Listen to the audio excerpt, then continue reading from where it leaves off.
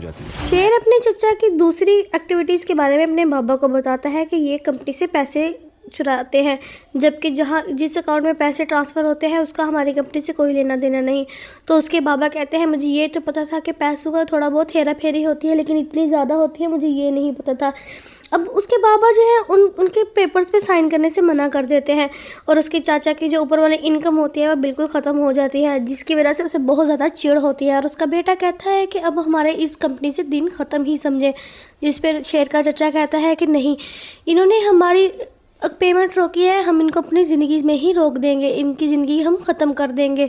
वहीं पर दूसरी तरफ जो शेर है उसका जो है बाप उसका रिश्ता लेकर रिदा के घर जाता है और उसके बाप के पाँव रिदा के बाप के पाँव में गिरकर उसको मना लेता है।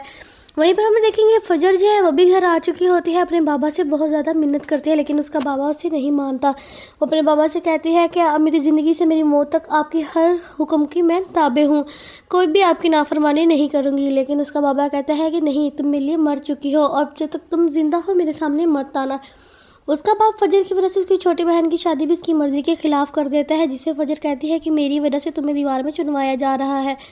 वहीं पर जो अब फजर की छोटी बहन है उसको बाहरले मुल्क में शादी नहीं करनी थी, लेकिन उसका बाप अब फजर की वजह से उसे ज़बरदस्ती शादी जल्द से जल्द करवाना चाहता है ताकि वो भी कोई फजर जैसा कदम ना उठाए। और इस सब में ज़्यादा बड़ा हाथ फजर की फुप्पो का होता है, वही सबको इस बात पर लगाती है कि इसकी छोटी बहन की भी शादी करें वरना वो भी यही कुछ करेगी।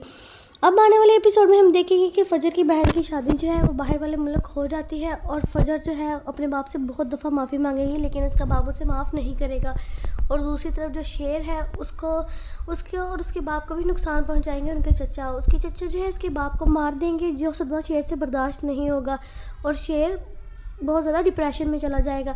उसके चाचा इस चीज़ का फ़ायदा उठाएंगे और शेर को पागल करार दे देंगे और पागल खाने में जमा करवा देंगे और फिर उसका इलाज करेगी फजर। और ऐसे ही इनकी स्टोरी शुरू होगी।